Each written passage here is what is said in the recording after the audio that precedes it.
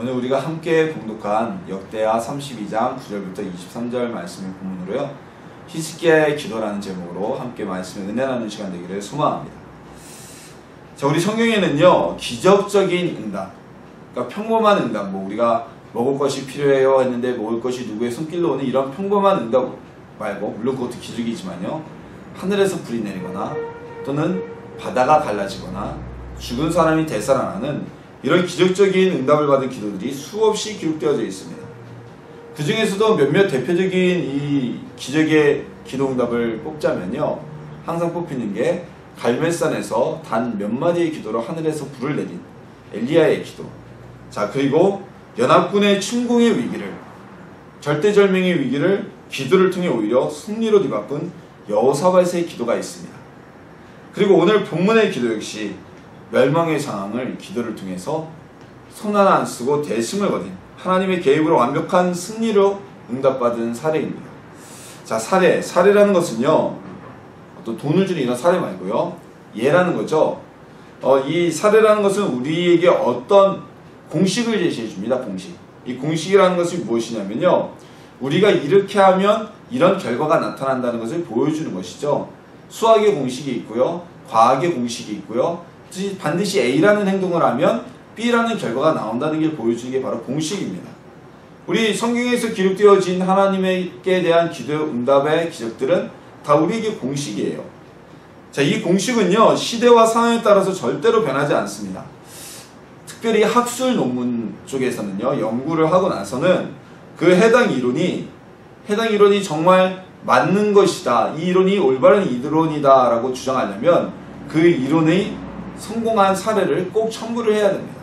그래서 사례 연구가 없는 이론만 가지고 하는 어떤 학술 논문은 인문학 계열이라고 하면 모를까요? 순수한 인문학, 예를 들어서 국어학이나 국문학이나 또는 아니면 철학과 같은 순수 인문학이 아닌 이상에는 하다못해 상담 같은 경우도 상담 사례가 들어가야 되는 꼭 필요한 조건입니다.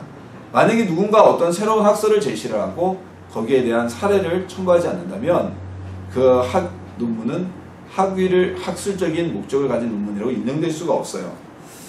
자, 황우석 전 교수죠. 이분이 사실상 세계에서 가장 첫 번째로 손꼽히는 배아줄기세포, 체세포 복제를 연구하던 학자 중에 한 분이었습니다. 근데 지금은 학계에서 퇴출이 되고, 그리고 많은 사람들로부터 도덕적인 비난을 받는 분이 되었어요. 왜 그럴까요?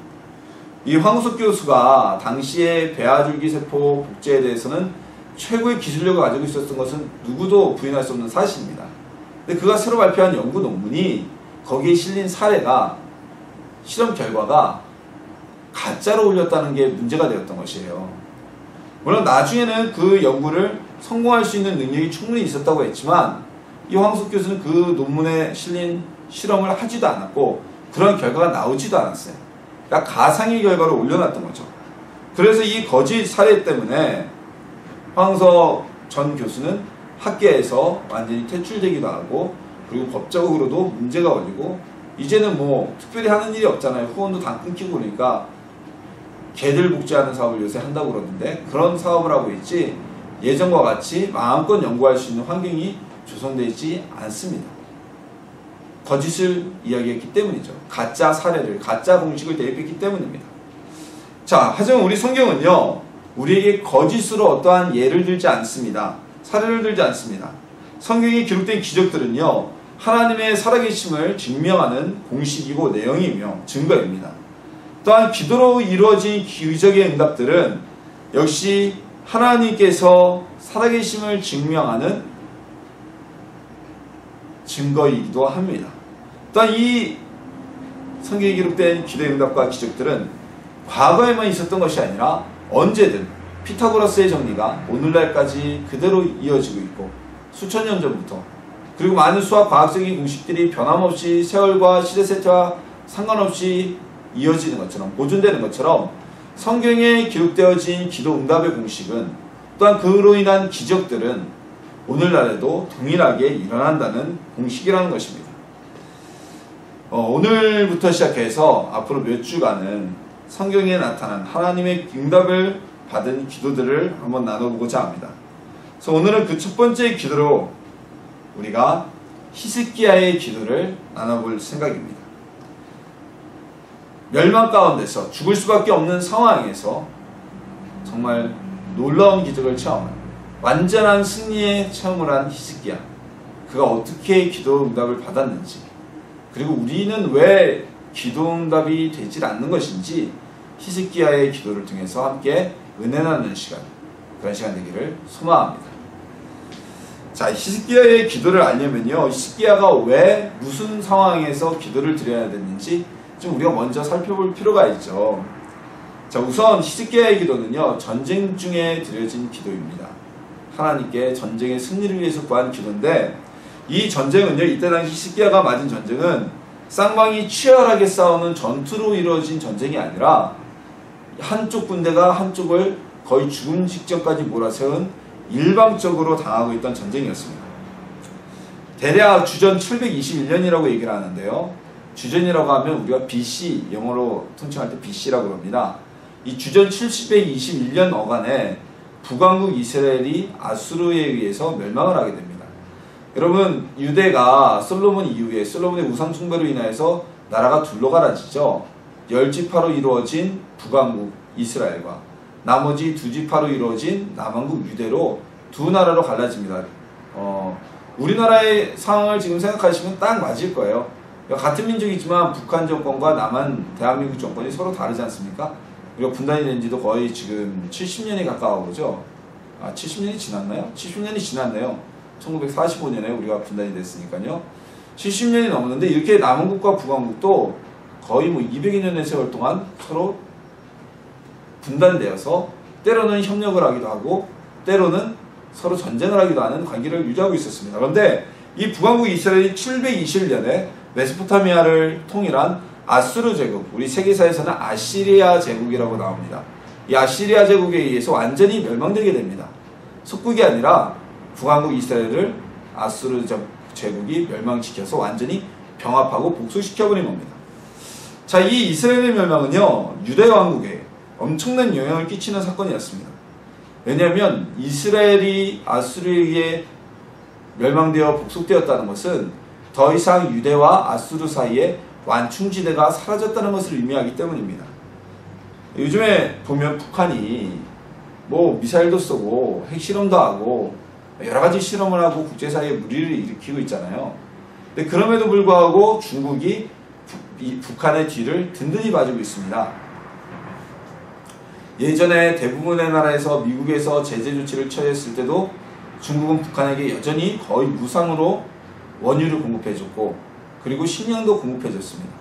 이번에 유엔에서 북한 핵실험 때문에, 또한 장거리 탄도미사일 때문에 강력한 제재 조치가 펼쳐지고, 그 제재 조치를 유엔에서 발효했다고 하지만 실질적으로는 중국과 러시아의 물밑 작업으로 인해서 북한에게 큰 타격을 주는 이 제재가 없다고 합니다. 중국이 이건 빼자, 이건 빼자, 이것도 빼자 그러는 바람에 중국이 상임이사국인데 거부하면 아예 제재 자체가 성립이 안 되잖아요.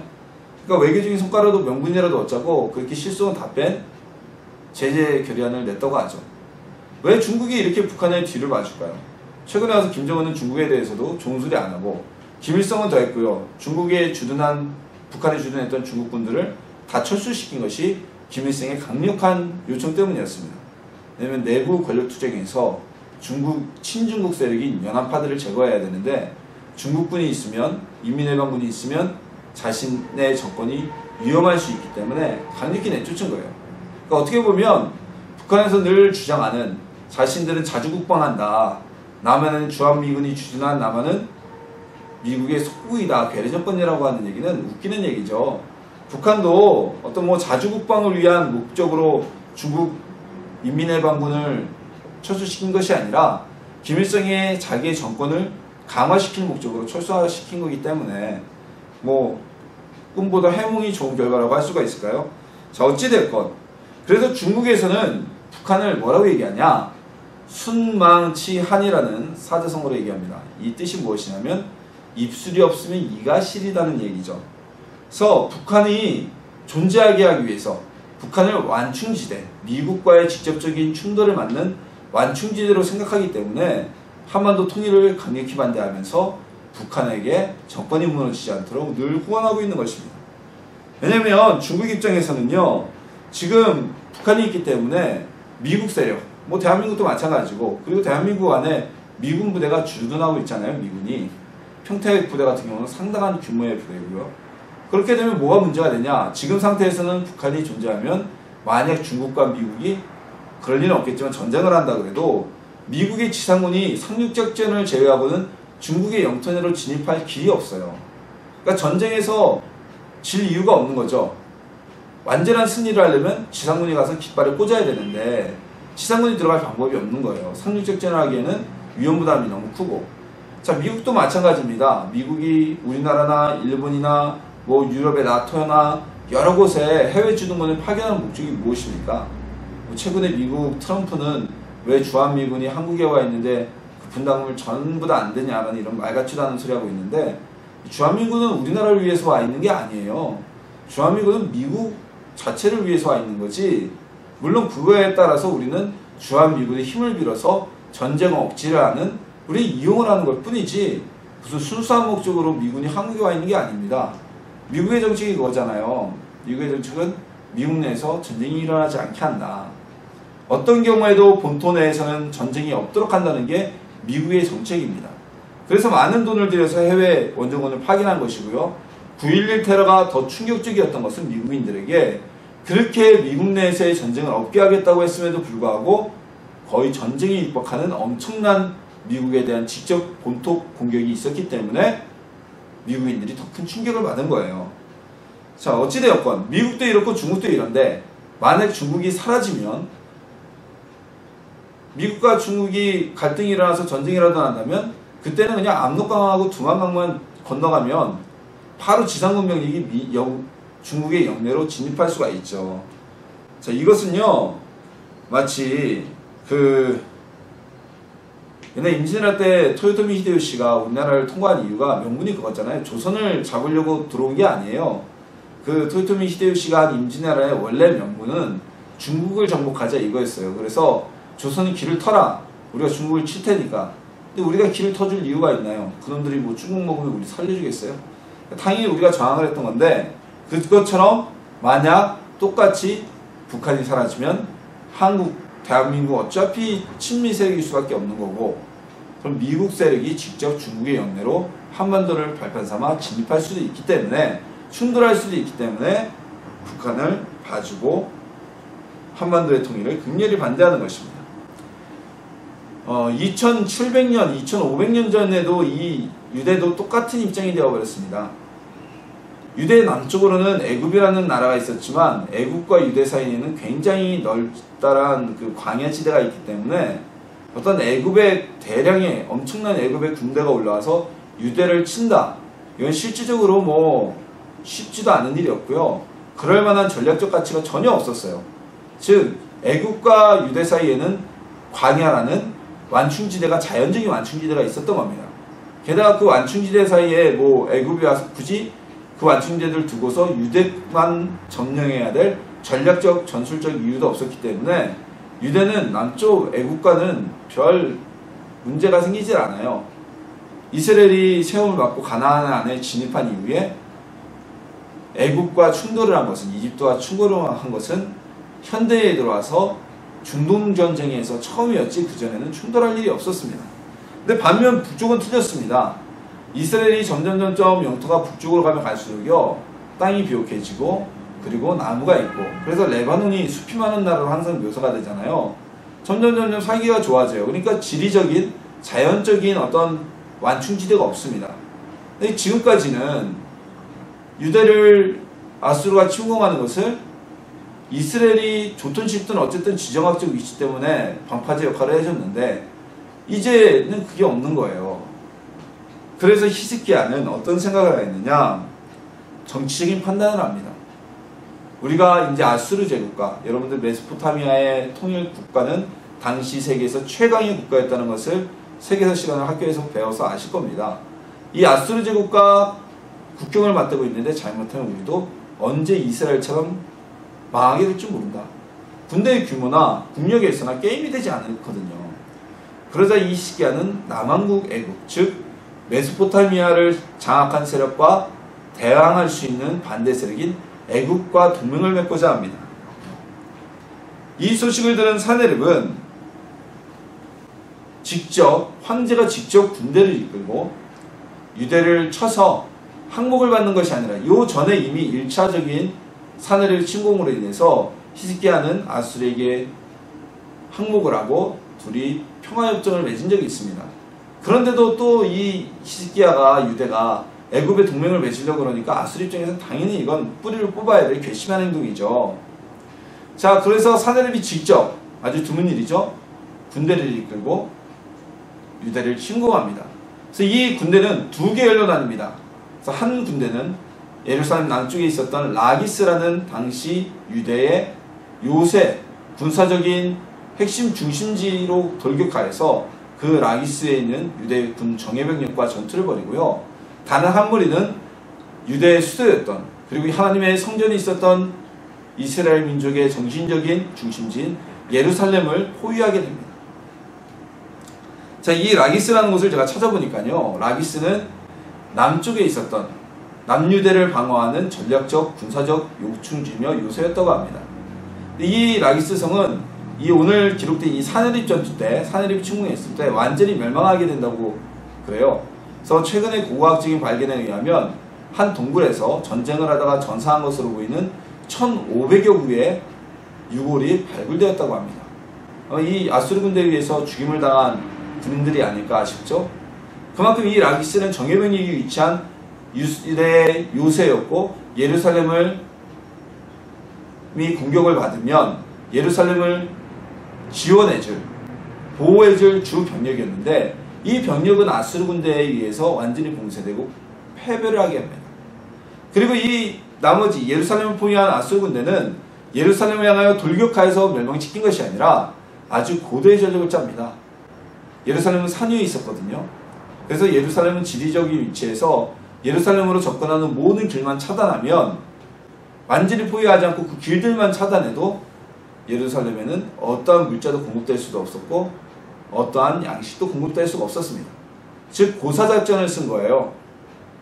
아수르 군대는 예루살렘을 공격해서 피를 흘리지 않고 예루살렘으로 진입하는 모든 길목을 차단하고 예루살렘을 말려 죽일 생각을 한 겁니다. 그리고 너희가 항복하겠느냐 앉아서 죽겠느냐 둘 줄 하나를 선택하라고 심리전을 벌이기 시작합니다. 그들은 오히려 심리전을 펴면서 유대인들이 스스로 무너져 내리게 하려고 하였습니다. 이들은 히브리어로 여호와 하나님을 비방하고, 그리고 자신들로부터 어떠한 신들도 자신의 나라를 지키지 못했다고 자만하고 교만한 소리를 외칩니다. 그리고 말합니다. 성경에 있는 병사와 백성들에게 너희는 여호와를 믿지 말고 저 히스기야를 믿지 말고 우리에게 항복하라. 그것이 너희가 사는 길이 될 것이다 라고 백성을 선동하는 심리전을 하고 있었습니다. 고대의 전쟁은요, 국가와 국가와의 전쟁 또는 군대와 군대와의 전쟁이 아니라, 고대의 전쟁은 한 나라가 다른 나라를 공격하면 두 나라의 섬기는 신들, 그 두 나라가 섬기는 신들 간의 전쟁이로 사람들이 생각했고 그러한 개념이었습니다. 그래서 우리가 오늘 읽은 본문에 보면 나와 내 손에서 어떤 신이 자기의 나라를 구원했겠느냐라고 외치는 이 사네립의 이야기는, 아수르 군대를 외침은 그런 개념에서 우리가 봐야 됩니다. 자, 예를 들어서 이스라엘과 블레셋이 싸웠다. 우리 사사기에 보면요, 사무엘이죠, 사사기가 아니라 사무엘 상에 보면 이스라엘 민족이 블레셋과 전쟁을 치르게 되는데, 그 엘리의 제사장 두 아들들이 하나님의 언약궤를 이스라엘의 진으로 모셔갑니다. 하나님의 언약궤는 하나님 명령 없이는 절대로 지성소를 떠나서는 안 되는데, 전쟁에서 승리하자고 그 언약궤를 들고 옵니다. 왜냐하면 당시 블레셋은 다곤을 비롯한 많은 신을 섬겼는데, 이 블레셋은 군대가 전쟁에 나가게 되면 대부분 군대는 우산을 이렇게 끌고 오거든요. 여러분 지금도 로마 제국 시대의 어떤 배경을 그린 영화나 미드나 이런 걸 보시면 로마군이 맨 앞에 뭔가를 이렇게 들고 가죠. 뭐 독수리 모양의 것도 들고 가게 됩니다. 그게 뭐냐면 로마가 섬기는 군대 신의 상징이에요. 그래서 모든 군대는, 고대 모든 군대는 전쟁을 나갈 때 자신의 신을 모셔갔어요. 우상을 모셔갔어요. 근데 이스라엘은 하나님은 무소부지하신 분이고 눈에 보이시는 분이 아니시기 때문에 그런 우상의 형상이 없잖아요. 그러자 그들도 블레셋처럼 수적으로 열쇠가 되자 하나님의 언약궤를 가져갔다가 아주 낭패를 당하죠. 언약궤도 뺏기고. 근데 그 블레셋 군대는 하나님의 언약궤를 우리가 여호와를 이겼다라고 좋아해서 지들 신에 갖다 놨더니 신상이 자빠지고 신상이 토막나 있고 가는 곳마다 여호와의 진노가 일어나고 그런 일이 벌어졌던 겁니다. 그래서 사네립의 이 이야기는 여호와도 너희가 섬긴다는 그 여호와 하나님도 나의 손으로부터 너희를 구원하지 못할 것이다. 내가 강하고 우리 아수르의 신이 너희의 신보다 훨씬 더 강할 것이다 라고 선언하면서 유대인들의 마음을 흔들었습니다. 근데 이것은 거짓이 아니라 사실이었습니다. 당시 아수르의 모든 군대는 주변의 모든 나라들을 점령했고 정복했고 그리고 같은 여호와 하나님을 섬긴다고 했던 북왕국 이스라엘, 비록 그들이 우상 가운데 아주 물들어 있었지만 그들도 멸망시킨 나라였기 때문에 이런 교만한 마음으로 이스라엘 민족의 마음을 흔들고 그리고 유대인들을 두렵게 하였던 것입니다. 자, 그런데 이 유대에는 다윗과 같은 용기 있는 사람이 단 한 명도 없었습니다. 다윗이 골리앗과 싸운 이유가 무엇입니까? 다윗은 어떠한 군사훈련도 받은 적이 없지만 형들에게 먹을 것을 갖다 주려고 심부름 갔다가 이스라엘의 하나님 여호와의 이름을 망령되이 일컫는 블레셋 군인 골리앗을 보고 분노하여서 그를 치러 전장에 나갑니다. 다윗이 가져간 건 물맷돌과 조약돌 몇 개밖에 없었죠. 그런 용기가 있는 다윗이었습니다. 그런데 오늘 본문에 보면 이 아수르의 군대가 히브리어로 모든 이스라엘인들이 들을 수 있도록 히브리어로 하나님의 이름을 조롱하는데 아무도 나서서 다윗과 같이 너희가 어찌하여 여호와 하나님의 이름을 망령되이 일컫느냐고 붕괴하며 싸우자고 한 이가 아무도 없었습니다. 오히려 야 유대어로 말하지 말라. 유대어로 말하지 말고 너희가 아수르 말로 말해도 우리가 다 알아들으니까 제발 좀 유대어로 말하지 말아라 라고 사정만 하고 있었어요. 비굴하죠. 이스라엘 유대인들의 마음을 흔들려고 심리전 폈는데 아수르 군대가 그걸 히브리어로 얘기를 하겠어요? 아니 아수르어로 얘기를 하겠어요? 당연히 히브리어로 얘기하는 거죠. 히스기야가 하나님 앞에 기도하던 때 그것은 바로 이 유대에게는 이와 같은 절대절명의 위기 앞에 있었습니다. 예루살렘을 구원해 줄 군대는 이미 라기스에서 거의 전멸당하다시피 하고 있었고 아무도 예루살렘을 구원해 줄 수가 없었습니다. 마치 우리나라 인조시대에 청나라에서 침공을 해서 왕은 남한산성으로 숨어 들어가고 남한산성은 청나라 군대에 의해서 완전히 포위되었고 남한산성에 갇혀있는 왕을 구원하러 오기로 했던 군대들은 전부 다 다른 곳에서 청나라 군대에게 패배하게 되고 결국은 견디지 못한 인조가 청황제 앞에 가서 머리를 3번 조아리면서 항복할 수밖에 없었던 것 같은 똑같은 위기가 오늘 히스기야에게 왔던 것입니다. 보통 이런 위기는요 한 가지 위기만 다가옵니다. 그런데 이 히스기야에게는 어떤 위기입니까? 물리적인 위기, 어떤 심리적인 위기, 그리고 여러 가지 신앙적인 위기까지 함께 찾아왔던 것입니다. 이 하나의 위기가 있다면요 우리가 뭐 물리적인 위기라면 기도를 해서 이길 수가 있고 또한 우리가 심리적인 위기라면 역시 기도해서 이길 수가 있는데 지금 이 히스기야는 이 3가지 위기가 한꺼번에 오게 된 거예요. 보통은 우리가 어려운 일이 벌어져도 이런 3가지 위기가 복합적으로 오는 경우는 거의 없거든요. 자, 이런 위기 속에서 히스기야는 하나님 앞에 기도했습니다. 하나님을 찾을 수밖에 없었죠. 애굽의 군대가 올라올 리도 없고 라기스에 있는 유대 정예병력은 예루살렘 근처에 오지도 못하고 스스로를 지키기에도 바빴기 때문입니다. 이때 히스기야는 하나님 앞에 나가 기도했고 또한 하나님의 선지자였던 이사야에게 함께 기도해 줄 것을 부탁하였던 것입니다. 이런 히스기야의 기도는 하나님의 응답을 가져오게 됩니다. 어떤 응답이 일어났을까요? 하나님께서는 이사야 선지자를 통해 유대를 사네립의 손에서 아수르의 손에서 구원할 것을 계시하셨습니다. 자, 보시면요 히스기야가 기도했고 이사야도 함께 기도했고 많은 유대인들이 함께 기도했습니다. 근데 왜 응답이 이사야에게 왔을까요? 왜 계시가 이사야에게만 임했을까요?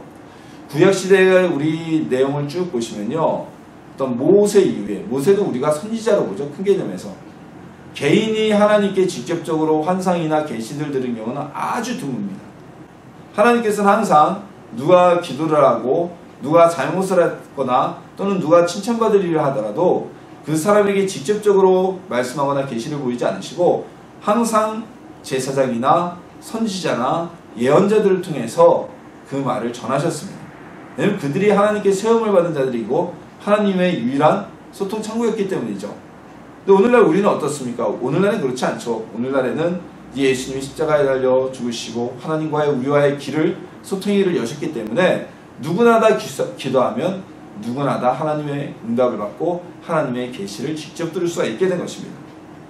자, 이사의 말처럼 다음날 보니 하룻밤 사이에 성경에는 그 숫자도 아주 정확하게 기록되어 있습니다.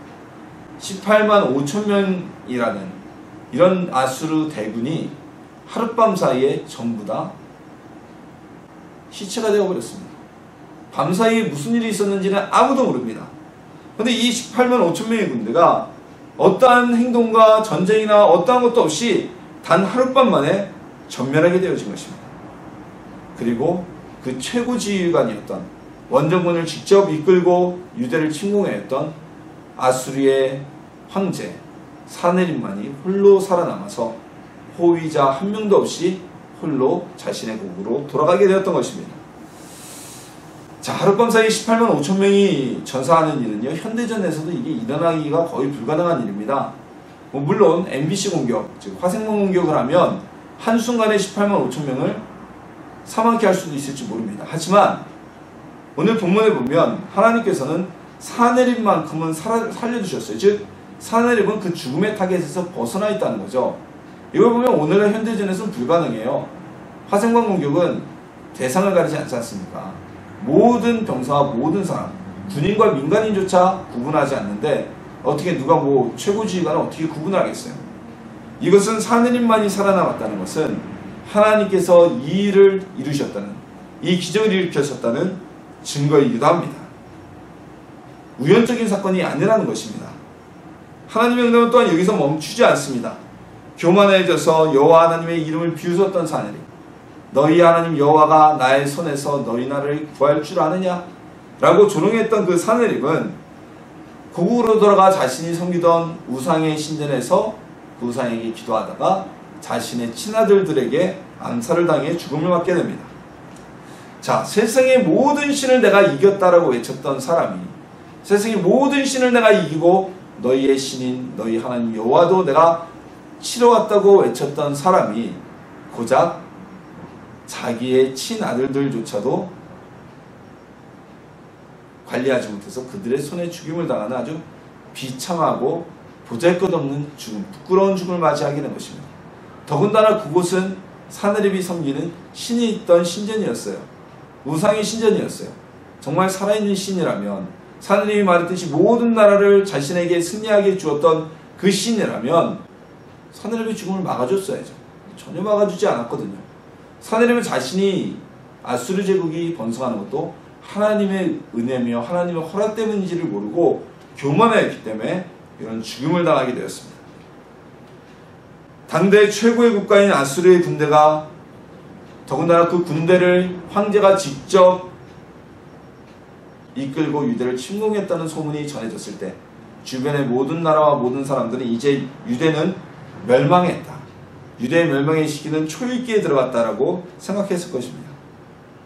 그런데 단 하룻밤 사이에 어제까지 함성을 지르며 호령하며 여호와 하나님의 이름을 망령되이 일컫던 그 아수르 군대가 전부 다 전멸을 당하게 된 것입니다.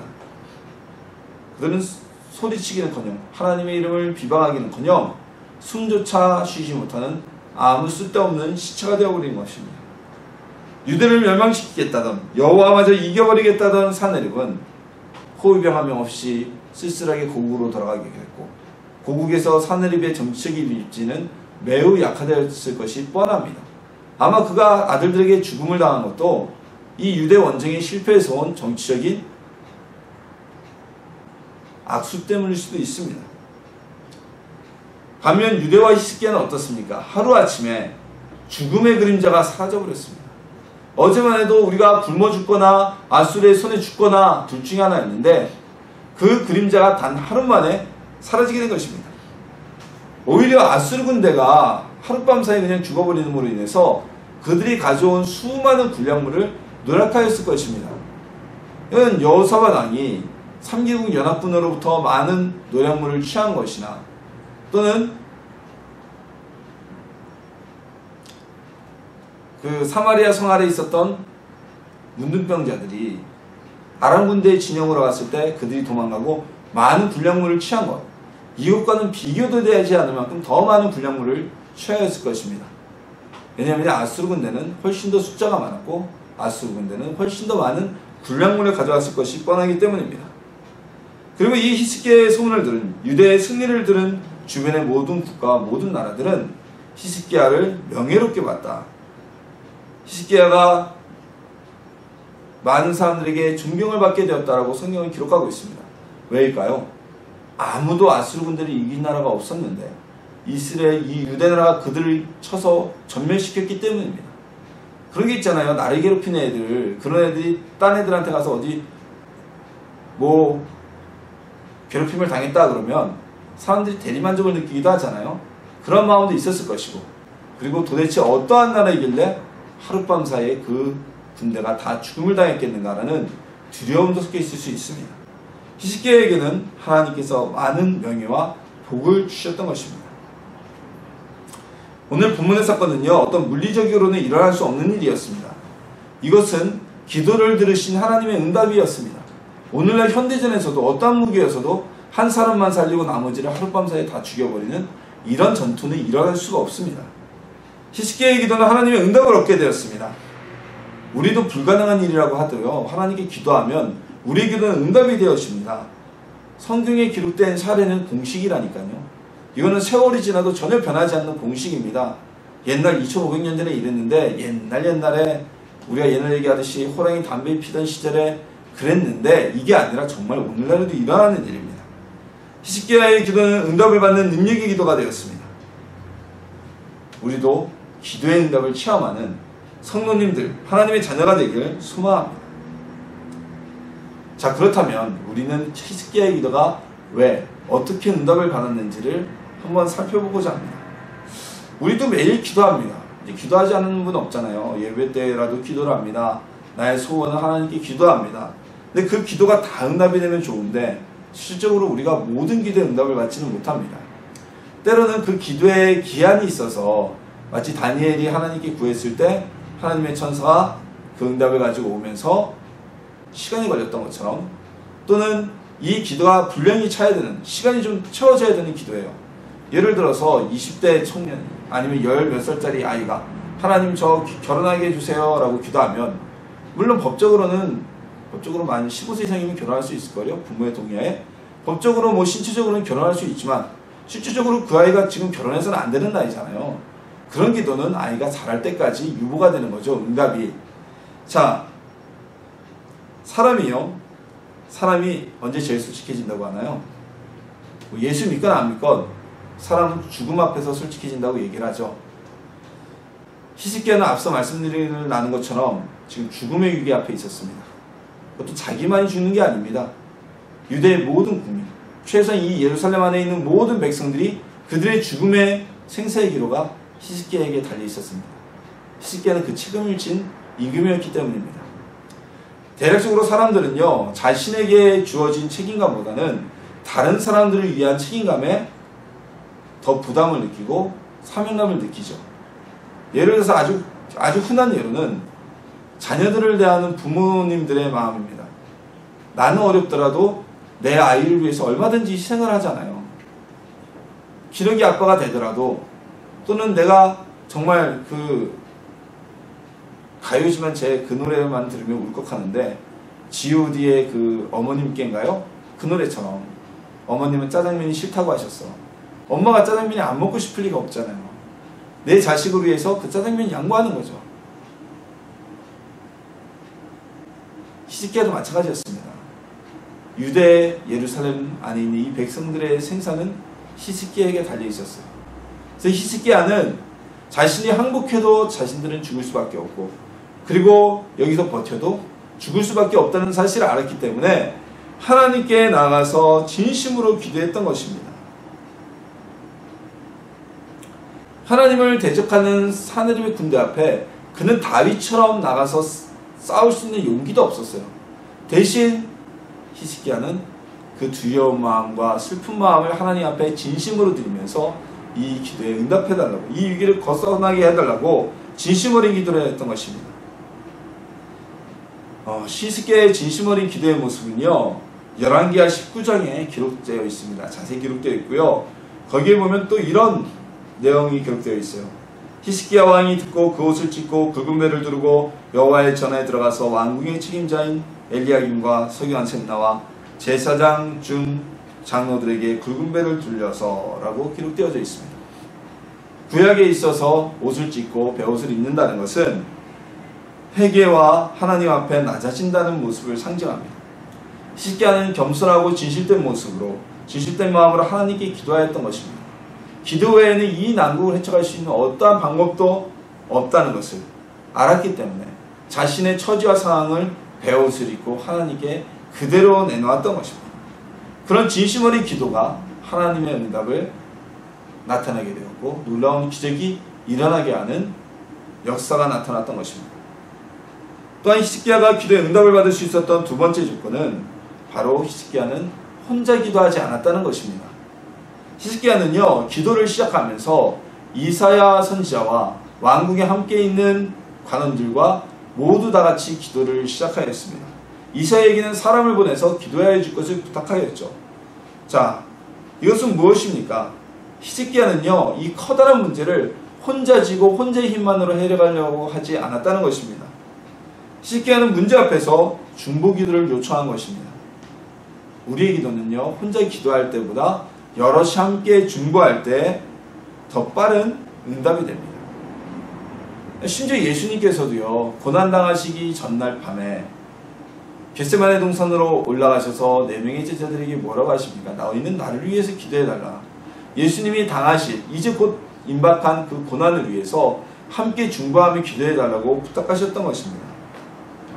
우리가 일상적으로 받는 응답이 아니라 어떠한 문제 해결, 큰 문제, 뭐 질병의 문제, 물질의 문제, 어떤 이 히스기야와 같은 생사가 걸린 문제를 위해 기도할 때는 나 혼자만의 기도가 아니라 중보를 요청하시길 소망합니다. 베드로가 내일 처형당할 상황에서 교회는 베드로의 처형을 막기 위해 모여서 합심하여 중보하였습니다.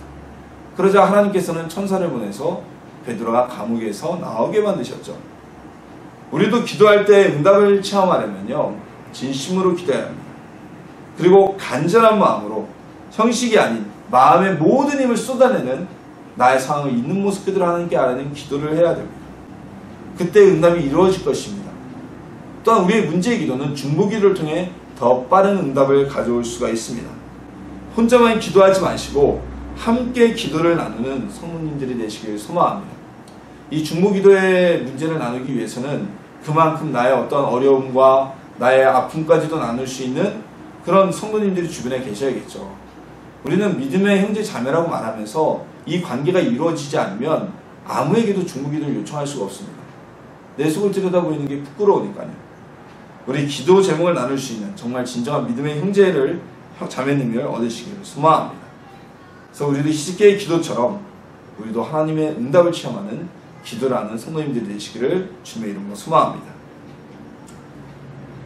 히스기야의 기도는요, 국가와 히스기야 자신과 예루살렘에 살고 있던 많은 백성들의 생명을 구한 기도였습니다.